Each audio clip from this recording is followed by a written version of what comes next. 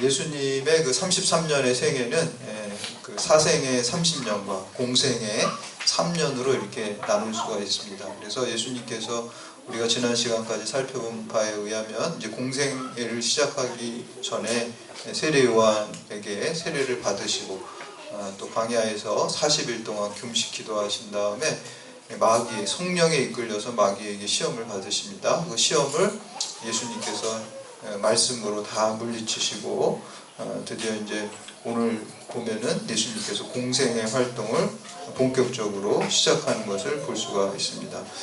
이렇게 이제 오늘 그 예수님의 사역을 시작한 말씀을 통해서 예수님의 믿음으로 말미암아 구원받고 예수님의 삶을 쫓아서 살아가는 성화의 삶을 통해서 우리 주님께서 우리에게 맡기신 사명을 잘 감당하기를 여러분들이 새롭게 결단하는 시간 되시기를 주님의 이름으로 축복합니다.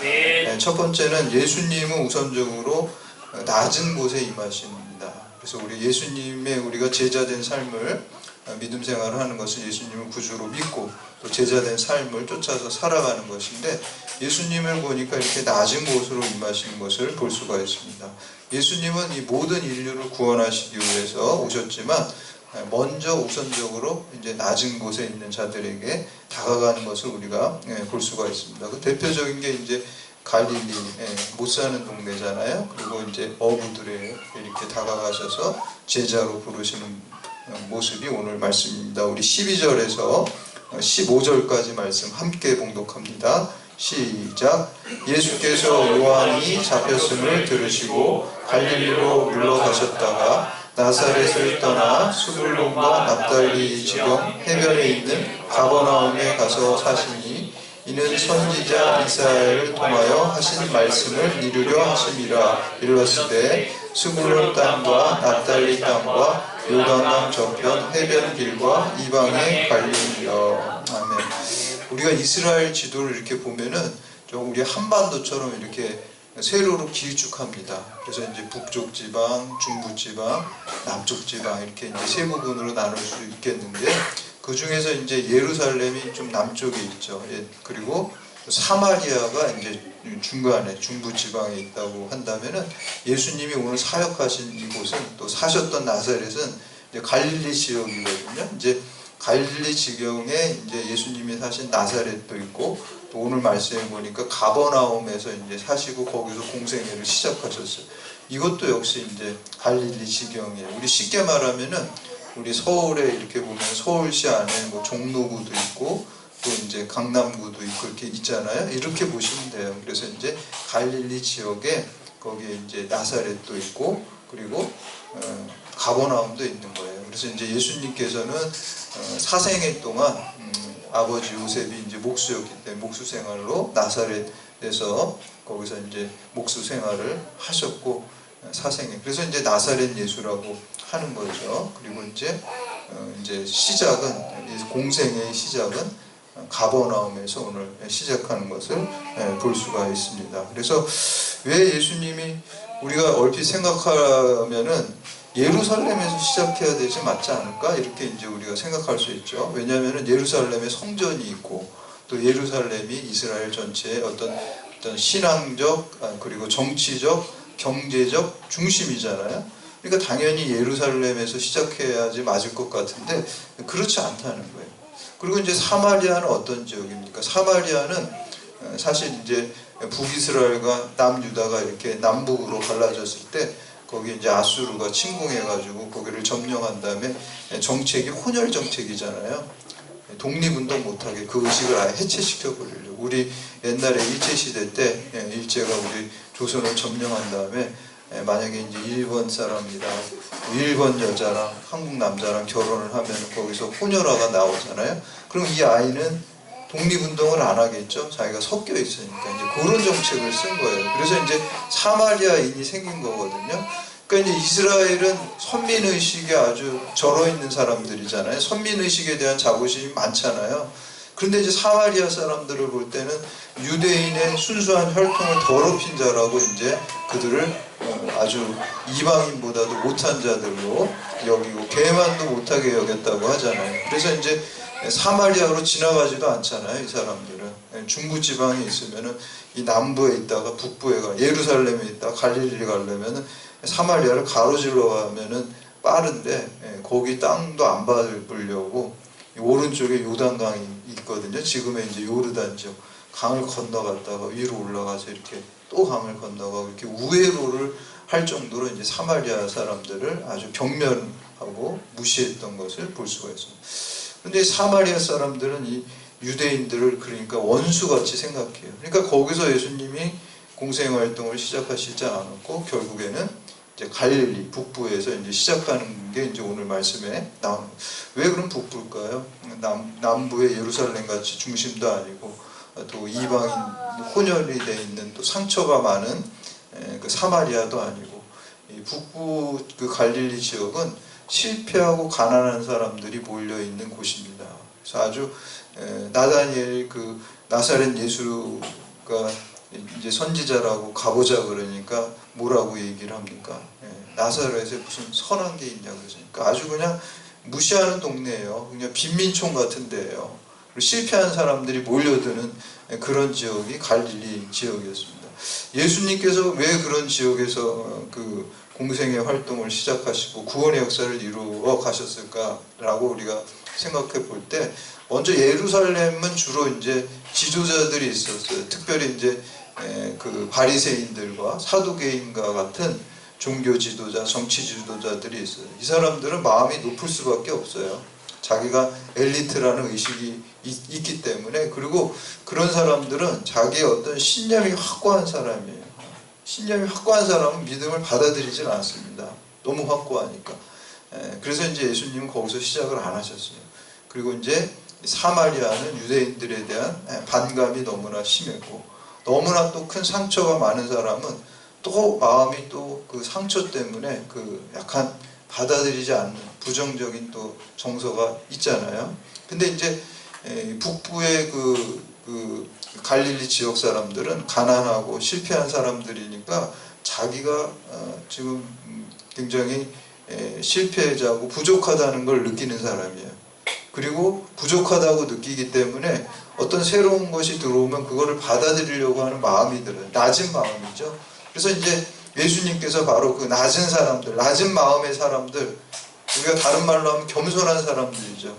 여러분, 우리 겸손한 마음의 준비가 되어야지 주님의 은혜가 임할 줄 믿습니다. 우리 성경에 보면은 하나님이 제일 싫어하는 사람이 교만한 사람이고 제일 좋아하는 사람이 겸손한 사람이에요. 낮은 마음의 사람을 좋아하고 그 사람을 하나님께서 은혜를 주시고 사용하세요. 그래서 하나님께서는 교만한 자를 물리치시고 겸손한 자에게 은혜를 베푸신다고 그랬어요. 그러니까 물론 예수님은 모든 인류를 위해서 이 땅에 오셨지만 우선순위가 있다는 게 우선순위가.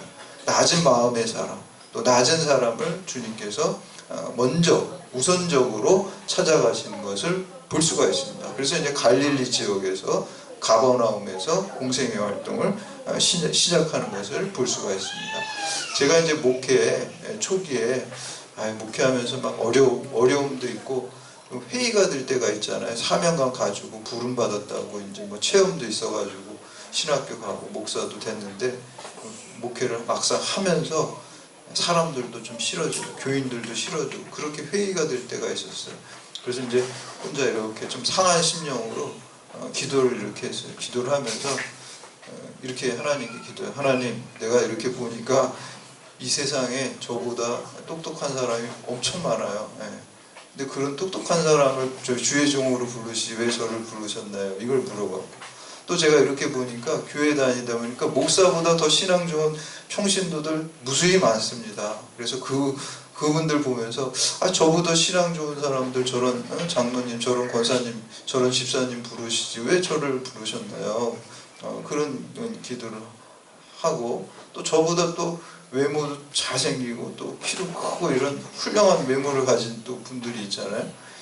많잖아요, 무지하게. 그래서 그런 분들 부르시지 왜 저를 부르셨나 이런 기도를 했어요. 답답한 마음으로 그때 목회하는 게 힘들어서. 근데 하나님이 상한 심령으로 나아가면은 그때 음성을 잘 들려주시더라고요. 그럴 때 하나님 긍휼하게 여겨셔서 그런 것 같아요. 그러니까 하나님 음성을 들려주시더라고요. 야, 그래도 내가 너를 잘 되게 하면은 그래도 너는 나한테 영광 돌릴 것 같아서 널 불렀어. 이렇게 이제 음성을 들려주시더라고요. 근데 제가 이제 다른 거는 몰라도 그거는 제가 확실해요. 왜냐면 저는 제가 부족하다고 늘 생각하기 때문에 뭐 잘 되면 야, 이거 하나님 은혜구나, 하나님 해주셨구나. 이거를 그래도 지금까지 한 번도 그 생각을 안 해본 적이 없어요. 그거는 확실합니다. 그러니까 하나님 그거는 진짜 제가 다른 건 잘 못해도 그거는 제가 확실합니다. 이런 고백을 한 적이 있어요. 그래야 주님께서는 이 낮은 마음을 가진 사람, 또 낮은 곳으로 먼저 임하십니다. 여러분, 이 선교사님들이 우리 11월 달 되면은 다니엘 기도회 우리 같이 이렇게 영상으로 하잖아요. 그때 이제 주로 선교사님들 많이 간증하시죠. 근데 선교사님 간증들은 어때요? 나도 저런 체험을 해봤으면 좋겠다. 다 그렇게 하죠. 근데 여러분들 체험하려면 그 십자가 같은 그 낮은 곳으로 가셔야 돼요. 그냥 하시는 게 아니에요. 그래서 선교지는요 정말 낮은 곳이에요. 편안한 게 아니에요. 우리가 일반 목회랑 틀리잖아요. 편안하지 않습니다. 너무너무 힘든 곳이에요. 근데 그 낮은 곳에 가니까 그 낮은 곳에 주님이 더 강력하게 임하시고, 그래서 선교사님들은 그 체험이 많은 거예요. 낮은 곳에서 하나님이 은혜 주시는 거예요. 예전에 그 낮은 데로 임하소서라는 그 원래 책이 있고 그게 영화로도 이제 만들었죠. 그게 원래 실화를 바탕으로 그게 이제 원작을 쓴 거잖아요. 근데 안요한 목사님이라고, 이분이 한때 잘 나가다가 뭐 이제 미국으로 이렇게 또 좋은 자리로 가게 돼서 이제 거기를 기다리면서 있었어요. 근데 이분이 갑자기 눈이 안 보이기 시작한 거예요. 병원 가 보니까 실명이 되게 생겼어요. 그래서 이분이 완전 이제 노숙자 같이 그냥 집에서 가족한테도 이제 그 버림받은 것처럼 되고, 장님이 되니까 뭐 직업도 잃고 그냥 다 잃어버린 거죠. 자기 지위를 다 잃어버린 거예요. 돈도 지위도. 완전 절망 중에 절망이에요. 근데 이분이 그 전까지는 굉장히 엘리트 의식이 있었어요. 우리 쉽게 말하면 좀 약간 교만하겠죠. 원래 이제 잘난 사람들은 좀 교만할 수가 밖에 없어요. 교만한 게 좀 들어와요. 그걸 우리가 믿음으로 극복해야 되는데 이렇게 보니까 자기가 좀 잘났거든요. 미국에도 이렇게 가고 그러니까 그런 마음이 들어올 수 있죠. 교만한 마음이 들어왔는데 이 눈을 실명하고 나니까 마음이 낮아져서 겸손한 거예요. 겸손해서 이제 그때 누가 전도를 해서 예수님을 믿게 됐어요. 만난 거죠. 마음이 낮은 마음에서 만난 거예요. 그래서 이분이 그 예수님을 만난 다음에 나중에 이제 목사가 돼가지고 여기저기 이제 안요한 목사님이 간증을 하면서 돌아다녔어요. 그리고 해외에 나가서도. 근데 그때 독일에 가가지고 그 간증을 했어요. 이 목사님이 장님이 돼가지고. 근데 그 듣던 교인 중에 누가 있었냐면은 한인교회예요, 독일에. 안과 의사 선생님이 앉아 계셨던 거예요, 거기에. 그런데 이 안과 의사 선생님이 예배 끝나더니 목사님 은혜 많이 받았습니다, 이렇게 악수를 하면서 근데 목사님 제가 들어보니까 이제 그때는 이제 독일이 훨씬 잘 살고 우리는 못 사는 나라였잖아요. 지금은 안 그렇지만, 지금 우리나라 굉장히 좋아졌지만 우리는 굉장히 후진국이었잖아요. 그래서 이 독일 의술로 지금 목사님 제가 한번 살펴보면은 혹시 눈을 개안 수술도 할 수 있을 것 같다고, 한번 보고 싶다고, 그래서 내일 한번 병원으로 나오세요, 이렇게 이제 했어요. 그래서 이제 이 목사님이 얼마나 기대가 되겠어요, 그렇죠? 다시 눈을 볼 수 있다 하니까 막 흥분돼서 잠도 못 자고 밤새도록 막 기도를 한 거예요, 목사님. 그런 다음에 이제 그 집사님, 의사 선생님, 안과 의사 선생님한테 전화를 이렇게 했어요. 그래서 그 집사님, 저 거기 가지 않겠습니다. 깜짝 놀라는 거예요. 눈을 뜰 수도 있는데 이렇게 좀 보고 그러면은 잘 될 수도 있다는데, 왜 안 오세요? 그러니까 집사님, 제가 옛날에 육의 눈을 떴을 때 세상 바라보고 하나님 모르고 살았는데 내가 이 육의 눈을 감아가지고 마음이 낮아지고 예수님 만났는데 이제 다시 내가 눈을 떠서 세상 바라보고 마음 높아져서 이제 예수님 떠날까봐 저는 차라리 육의 눈을 안 뜨겠습니다, 이렇게 하셨다는 거예요. 우리가 이제 낮은 대로 마음이 낮고 겸손할 때 하나님의 은혜가 더 크게 임하게 될 줄로 믿습니다. 아멘. 그러니까 여러분들 항상 겸손하시기 바랍니다. 낮은 마음으로 있을 때 하나님이 사용하십니다. 두 번째는 예수님은 흑암과 사망의 땅에 큰 빛으로 비추셨습니다. 우리 16절, 17절 말씀 함께 봉독합니다. 시작. 흑암에 앉은 백성이 큰 빛을 보았고 사망의 땅과 그늘에 앉은 자들에게 빛이 비추었도다 하였느니라. 이때부터 예수께서 비로소 전파하여 이르시되 회개하라 천국이 가까이 왔느니라. 기독교에서 가장 중요한 거는 죄의 문제예요. 사실 죄. 근데 우리가 신앙생활 하면서도 죄에 대해서 그렇게 심각하게 생각하지 않는 분들이 많이 있어요. 근데 제일 중요한 거는 죄를 해결하는 거예요. 성경은 다 그 얘기예요. 창세기에 보면 인간이 죄로 인해서 하나님과 관계가 깨지고 실락원 했잖아요. 그리고 죽음이 들어왔잖아요. 죄와 죽음이 들어왔어요. 그런데 이 문제를 우리 스스로 이 죄값을 우리가 해결할 수가 없어요. 그래서 예수님께서 인간의 몸을 입고 성육신 하셔가지고 우리의 죄를 십자가에서 대속하셨습니다. 아멘. 그렇죠? 그래서 그게 복음이잖아요. 그 십자가를 믿는 자들은 죄의 용서함을 받고 다시 복락원하고 천국에 이르고 영생을 얻게 되는, 그게 기독교 복음의 전부예요. 그러니까 죄의 문제를 해결하는 거예요. 십자가는 우리의 죄의 문제를. 우리가 죄에 대한 의식을 강하게 갖고 있어야 돼요. 그리고 이 죄가 용서함을 받았기 때문에, 우리의 허물이 가리움을 받았기 때문에 그게 가장 큰 복인 줄 믿습니다. 아멘. 우리 다윗이 불륜을 저지르고 부하를 살인 사주했을 때 기도한 게 뭐예요? 주의 성령을 저에게서 거두어가지 마옵소서. 그쵸? 그리고 뭐가 복이라 그랬어요? 바울은 내가 왕의 권력을 가진 게 복입니다. 내가 이렇게 좋은 궁전에 사는 게 복입니다. 내가 돈이 많은 게 복입니다. 이런 말 한마디도 안 했어요. 나의 허물을 주님께서, 하나님께서 용서하시고 나의 죄를 덮어주시는 게 그게 복이라고 그랬어요.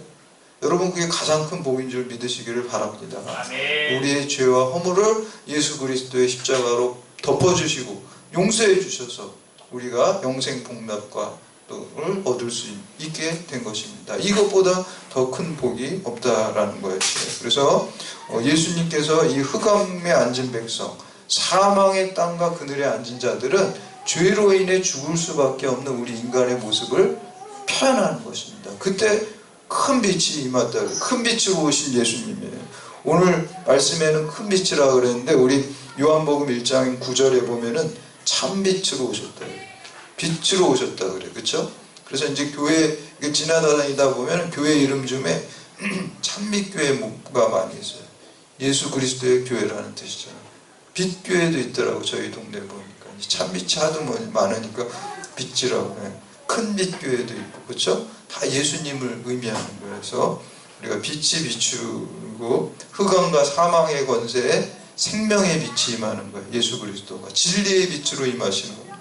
치료의 빛으로 임하게 되는 것입니다.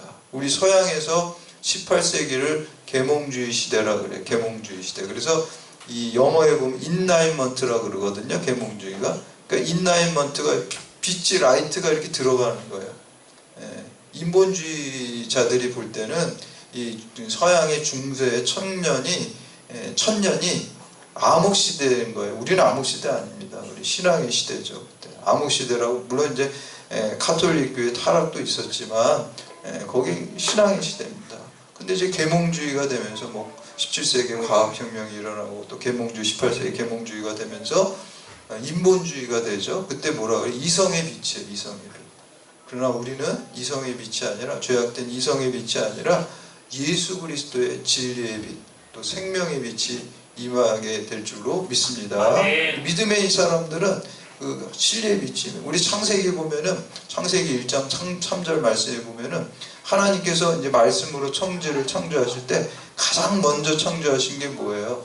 빛이 있으라 그랬잖아요. 빛이 있으라 그러니까 그 말씀대로 빛이 있었다 그래요. 근데 그 빛은요, 이 태양빛이 아니에요. 왜냐하면 태양빛은 창세기 1장 보면 넷째 날 태양을 만들어요. 넷째 날.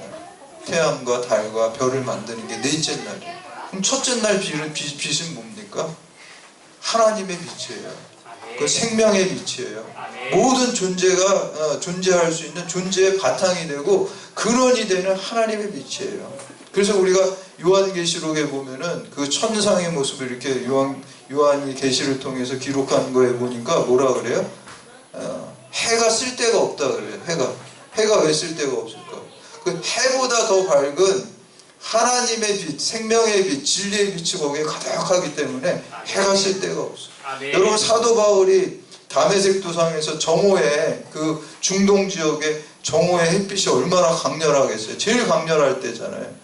근데 그 정오의 빛보다 강한 빛으로 예수 그리스도가 임재하셨다 그랬잖아요.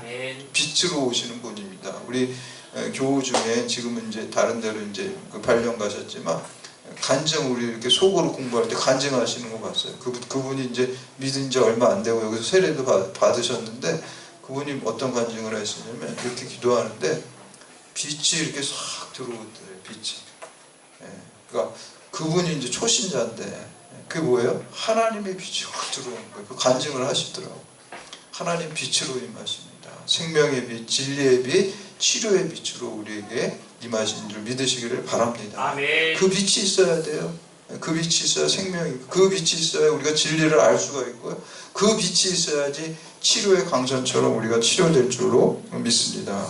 근데 우리 이 큰 빛으로 오신 예수님이 오시기 전을 우리 구약 시대라 그러잖아요. 근데 구약 시대에는 성막과 성전과 제사를 통해서 임시 방편으로 이 죄의 문제를 해결했어요. 그렇죠? 예수님이 이 땅에 오시기 전에 임시 방편이에요. 제사드리고 성전과 성막은 그림자예요. 그러나 이제 본체이신 예수님이 오셨을 때는 이제 그런 게 필요 없고 약속하신 예수님이 오셔서 그러한 모든 죄의 문제를 근본적으로 본질적으로 해결해 주시는 것입니다. 그래서 우리가 오늘 그 공생의 활동을 시작하시면서 예수님께서 뭐라고 말씀하세요? 회개하라, 천국이 가까웠느니라, 이렇게 말씀하시죠. 그런데 이제 이 선포를 누가 했습니까? 똑같이 그 이전에 세례 요한이 똑같아요. 한 글자도 안 틀려요. 세례 요한도 회개하라, 천국이 가까웠느니라 이렇게 이제 선포를 했고, 또 예수님께서도 회개하라, 천국이 가까웠느니라는 말씀으로 공생애를 시작하셨어요. 근데 여기서는 의미가 달라요. 의미가 다릅니다. 왜냐하면 세례 요한이 회개하라, 천국이 가까웠다는 것은 예수님, 천국이라는 게 뭐예요? 하나님이 통치하는 나라잖아요. 그 천국이라는 게 원어에 보면, 이 말씀 원어에 보면 바실레이아예요. 바실레아 나라라는 거죠. 하나님 나라. 하나님 나라는, 이 바실레아는 어떤 그 장소적인 개념보다도 하나님이 통치하고 다스린다는 의미가 있어요. 그래서 우리가 꼭 죽어서만 가는 게 천국이 아니에요. 이미 주님이 여러분 마음에 들어오시면은 여러분이 이미 여러분의 인생이 이미 천국인 줄 믿으시기를 바랍니다. 여러분의 마음을 주님이 다스리시고 주님이 통치하시면은 그게 하나님 나라예요. 바실레이아예요. 그래서 여기서 이제 세례 요한이 말하는 거는 준비의 어떤 그 메시지고, 예수님이 천국이 다 가까이 왔다는 건 성취의 메시지. 성취. 세례 요한은 준비하는 자잖아요. 예수님의 길을 예비하고 준비하신. 그래서 이제 천국이 올 테니까, 예수님이 메시아가 올 테니까 거기에 걸맞게 회개하라, 마음을 돌이키라, 이렇게 얘기한 거고, 예수님께서 회개하라, 천국이 가까웠다는 거는 이미 예수 그리스도가 천국이잖아요. 예수님이 내가 왔으니까 이제 회개하라 라는 성취의 메시지를 우리에게 주는 것을 볼 수가 있습니다. 그래서 예수님께서는 세례 요한은 회개를 촉구한 거지만, 예수님은 단순한 회개의 촉구가 아니라 회개뿐만 천국으로의 초점장을 우리에게 주신 거예요. 천국으로 와라. 그래서 우리의 마음이 예수님이 다스려야 되고, 우리의 가정과 이 나라가 예수님이 통치하시는 나라가 돼야 되고, 그리고 종말에 예수님이 다시 오실 때 예수님이 온전하게 통치하시는 천국이 완성될 줄로 믿습니다. 그리고 세 번째는, 예수님은 제자를 부르시고 동역을 하십니다. 예수님이 뭐 능력이 없어가지고 제자들 불러서 야 같이 나 좀 도와줘라 이런 거 아니에요. 예수님은 항상 하나님의 방법은 우리들과 동역하고 싶어 하세요. 왜 그럴까요? 사랑하시기 때문에. 예수님께서는 능력이 많으시고 하나님 능력이 많으셔서 혼자 다 하실 수 있어요. 근데 하나님은 우리가 삼위일체 하나님이라는 것 자체가 이미 사랑의 하나님이라는 뜻이에요. 성부, 성자, 성령께서 셋이면서 하나이고 하나이면서 셋이라는 것은 세 분이 사랑의 교제를 나누는 하나님이시고 우리 인간을 창조하셔서 우리랑 교제하기를 원하세요. 저희 아들이 어렸을 때 아주 이제 뭐 이렇게 뭐 초등학교 저학년 때 집에 목욕탕에 뭐 이렇게 못을 박아서 뭘 걸어 놓을 일이 있었어요. 근데 제가 그때 우리 아들이랑 같이 했어요. 야, 저기 가서 뭐 망치 좀 가져와라. 그럼 얘가 막 뛰어가서 탁 갖다 줘. 못 갖고 와라. 갖고 와. 그래서 이렇게 잡아주고 했어요. 저 혼자 하는 게 사실은 더 빨라요. 걔 기다리는 것보다. 근데 왜 걔랑 같이 하고 싶어 할까요? 그렇게 하는 게 나는 좋으니까. 아들이랑 같이 뭔가 얘한테 뭐 가르쳐 주는 것 같아서 경험하게 해주고 또 같이 교제. 그게 더 훨씬 느려요. 걔랑 하는 게. 그냥 혼자 툭툭 하면 더 빨리 끝나요. 하나님도 혼자 다 하실 수 있어요. 근데 왜 우리랑 동역하시냐면요. 우리를 사랑하시기 때문에 우리랑 함께 하시려는 거예요. 아멘. 그래서 우리가 한 거 가지고 야 네가 다 했다 이렇게 하나님은 우리에게 칭찬하시는 그러한 하나님이십니다. 하나님의 아버지시기 때문에 우리랑 동역하시고 오늘 보면은 갈릴리 바다에서 4명의 제자를 부르잖아요. 베드로와 안드레, 야고보와 요한을 부르게 되면 첫 번째 베드로와 안드레가 형제고 그렇죠? 세베대의 두 아들 야고보와 요한이 형제입니다. 우리 18절에서 22절까지 말씀 함께 봉독합니다. 시작. 갈릴리 해변에 다니시다가 두 형제 곧 베드로라 하는 시몬과 그의 형제 안드레가 바다에 금을 던지는 것을 보시니 그들은 어부라. 말씀하시되 나를 따라오라. 내가 너희를 사람 남는 어부가 되게 하리라 하시니 그들이 곧 그물을 버려두고 예수를 따르니라. 거기에 더 다른 두 형제 곧 세베대의 아들 야고보와 그의 형제 요한이 그의 아버지 세베대와 함께 배에서 금을 깁는 것을 보시고 부르시니 그들이 곧 배와 아버지를 버려두고 예수를 따르니라. 아멘. 이들의 공통점이 뭡니까? 예수님이 부르시니까 곧 즉각 그냥 다 포기하고 다 버리고 즉각 순종했다는 거예요. 여러분 우리가 예수님을 따르려면은 우리의 모든 것을 버리고 즉각 즉시 순종해야 될 줄로 믿습니다. 아멘. 예수님께 쓰임받는 것보다 예수님과 동역한 동역자가 되는 것보다 더 큰 영광과 축복은 우리에게 없습니다. 이 제자들도 그거를 믿었기에 예수님이 부르실 때 즉각적으로 순종해요. 더 충격적인 거는 저는 이 야고보와 요한이 더 충격적인 것 같아요. 그렇죠? 아까 그 베드로와 안드레는 그냥 뭐 그물만 던져버렸지만 누구까지 던져버렸으냐? 아버님까지 아버지 세베대까지 그냥 배에다가 그냥 다 남겨두고 아버지가 말렸을 것 같아. 야 어디 가냐? 막 이렇게 하셨을 것 같아. 근데 다 버려두고 가는 걸 볼 수가 있습니다. 그리고 하나님은 항상 그 무엇보다 가족보다 더 하나님의 뜻을 귀하게 여기는 걸 보시는 것 같아요. 그래서 이제 아브라함을 믿음의 조상으로 테스트하실 때도 그 아들 이삭을 바치라 그러잖아요. 그렇죠? 아들 이삭 죽이려는 게 아니에요. 그 마음과 믿음을 보려고 하시는 거예요. 그래서 우리가 우선순위, 신앙은 우선순위예요. 다른 어떤 것보다도 하나님께 우선순위를 두는 자를 하나님 부르시고 또 동역하시고 사용하실 줄 믿습니다. 예수님의 부르심의 목적은 그럼 뭡니까? 사람 낚는 어부가 되는 거예요. 영혼 구원을 위해서 우리를 부르셨어요. 그래서 우리가 오늘 이 시간에 베드로, 안드레, 야고보, 요한처럼 예수 그리스도의 부르심에 즉각적으로 할렐루야, 아멘으로 기쁘게 순종하고 동역하실 때 우리에게 더 큰 인생의 축복이 있을 줄 믿으시기를 바랍니다. 아멘. 마지막으로 네 번째, 예수님의 3대 사역은 교육과 복음 전파와 치유입니다. 우리 23절에서 25절까지 말씀 함께 봉독합니다. 시작. 예수께서 온 갈릴리에 두루 다니사 그들의 회당에서 가르치시며 복음을 전파하시며 백성 중에 모든 병과 모든 약한 것을 고치시니 그의 소문이 온 수리아에 퍼진지라. 사람들이 모든 앓는 자 곧 각종 병에 걸려서 고통당하는 자 귀신 들린 자, 간질하는 자, 중풍병자를 데려오니 그들을 고치시더라. 갈릴리와 데가볼리와 예루살렘과 유대와 요단강 건너편에서 수많은 무리가 따르니라. 아멘. 여기 보면 우리 서민선 집사님 두루 제자 훈련하는데 여기 두루가 나오니까 두루 다니시면서, 그렇죠? 그냥 살펴보시는 거야.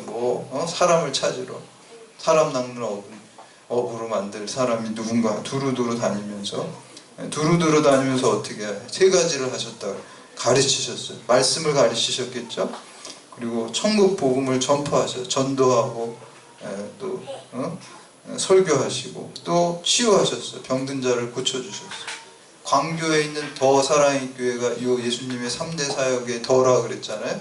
티칭, 힐링, 이반젤라이징. 예수님의 3대 사역을 하는 교회라. 몸된 교회, 주님의 몸된 교회라는 뜻이에요.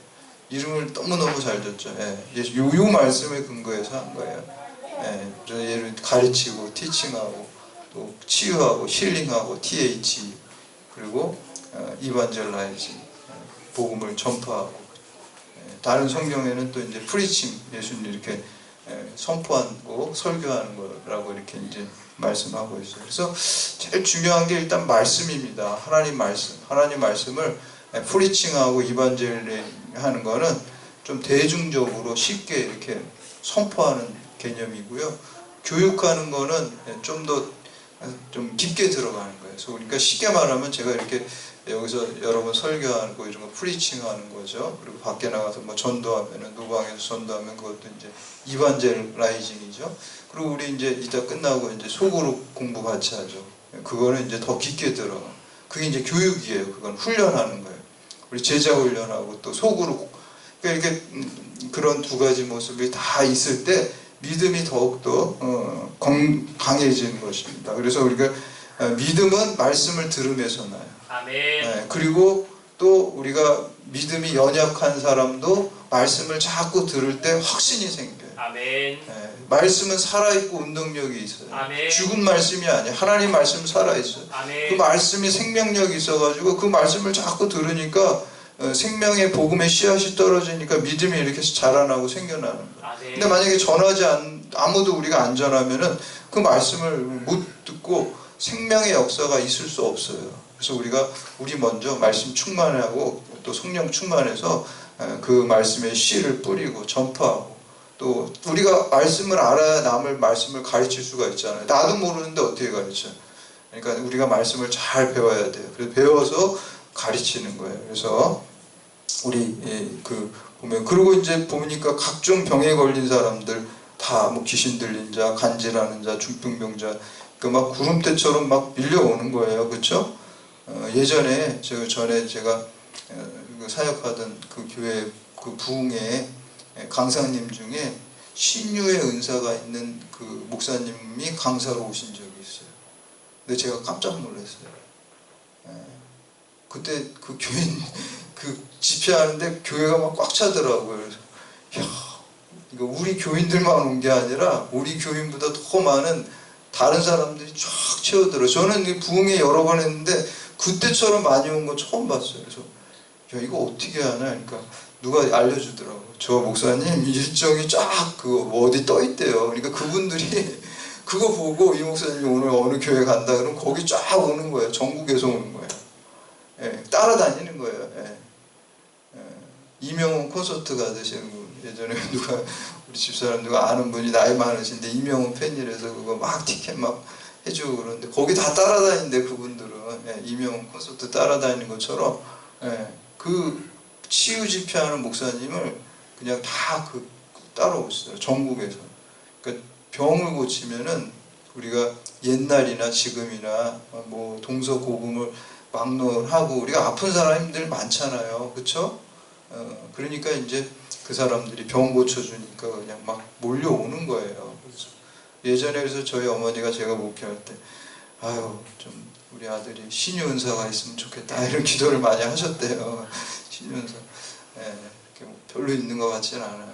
예전에 한번 우리 학생 한번 고쳐준 적이 있어요. 제가 고쳐준 건 아니죠. 기도를 해줬는데 저도 깜짝 놀랐어요. 나가지고 난 이런 은사가 없는데 이게 어떻게 나왔지 그런 생각이 듭니다. 근데 그 지속적으로 해야지 이제 은사가 있는 거죠. 근데 여기서 막 병자 고치면 아마 우리 여기 지금 자리 없어가지고 여러분 앉을 자리도 없을 거야 아마. 그렇죠? 소문나면 야 경찰대학교에 가니까 목사님이 다 안수기도 해주니까 병이 암이 나았대, 뭐가 나았대 그러면은 여기 자리가 없습니다. 여러분 이제 들어오실 때 이제 강당으로 옮겨서 우리 예배 드려야 돼. 그렇게 되면. 아멘. 됐으면 좋겠어요. 할렐루야. 그렇죠. 병 고친다 그러면 다 몰려와요. 예수님이 병 고쳐 주시니까 아마 구름대처럼 몰려왔을 거예요. 이때 뭐 병원도 안 좋았어요. 엄청 몰려왔어요. 근데요, 우리가 가만히 생각하면 이 치유는요, 세 가지 차원에서 치유가 돼야 될 줄로 믿습니다. 아멘. 영과 혼과 육입니다. 오늘 말씀에는 육을 치유해 줬잖아요.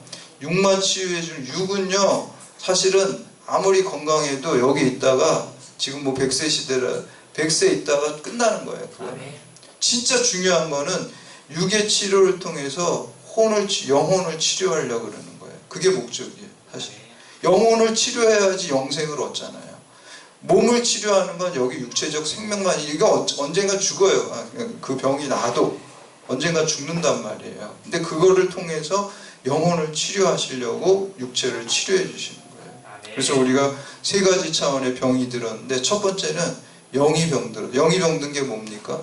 하나님을 모르는 게 영이 병든 거예요. 하나님을 믿지 않는 게 영이 병든 거예요. 말씀을 듣고 주님 앞에 나아가면 하나님 믿게 되면 영이 치유되는 거예요. 아멘. 그리고 혼이 치유해야 돼. 혼이 뭐예요? 정신, 가치관, 세계관. 여러분 너무 요즘에 똑똑한 사람들이 너무 많죠? 가치관이 성경적 가치관이 아닌 사람들이 많아요. 자기 신념이 너무 강해. 그런 사람들은 참 어려워요. 복음 전하기가. 자기가 너무 확고해. 자기가 너무 잘나. 그래서 성경적 가치관, 성경적 세계관, 그로 바뀌어져야 돼. 혼이 치유돼. 정신이 치유돼. 그리고 육체도 치유돼. 여러분 이제 누가복음 17장에 보면은 문둥병자 10명이 있잖아요. 문둥병자 10명을 예수님께서 제사장한테 가서 몸을 보이라. 그러니까 막 가다가 몸이 다 낫잖아요. 그런데 다 낫는데 몇 명이 돌아오나요? 한 명만 돌아오잖아요. 그렇죠? 한 명만 돌아와가지고 무릎 꿇고 예수님 절하면서 감사하다고 그러고 하나님께 영광 돌렸어요. 그러니까 예수님 뭐라 그래요? 나머지 9은 다 어디 갔냐? 걔네들 내가 다 고쳐줬는데. 그렇죠? 한 명만은. 그때 그러면서 뭐라 그러세요? 내 믿음이 너를 구원하였네. 아멘. 몸이 나았는데 무슨 구원이에요?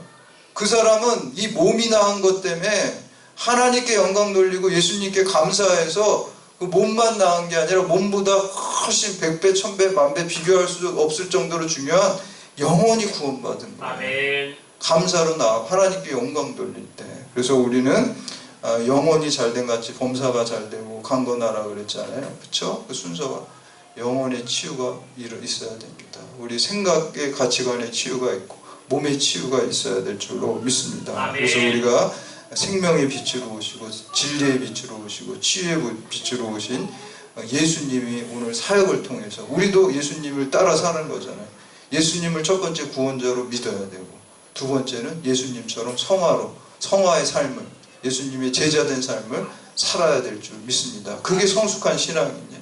그냥 나만 믿고 끝나는 거는 초급 단계의 믿음이고요. 우리가 예수님의 사역을 오늘 이 시간에 우리가 예수님의 그 사역을 우리를 통해서 현재화시키는 거, 오늘 우리가 그 일을 하는 것, 말씀을 전파하고 말씀을 가르치고 또 치유의 역사를 우리가 계속해서 해나가는 것이 성령의 능력으로 할 수 있죠. 말씀의 능력으로 할 수 있죠. 그걸 해나가는 것이 예수님의 사역을 우리가 이어가는 제자된 올바른 삶인 줄 믿습니다. 그래서 이러한 삶을 통해서 우리가 하나님의 뜻을 여러분들이 이루어가는 하나님의 도구가 되고 하나님께 영광 돌리는 가장 복된 삶을 사는 여러분들 다 되시기를 주님의 이름으로 축원합니다. 이제 오늘 주신 말씀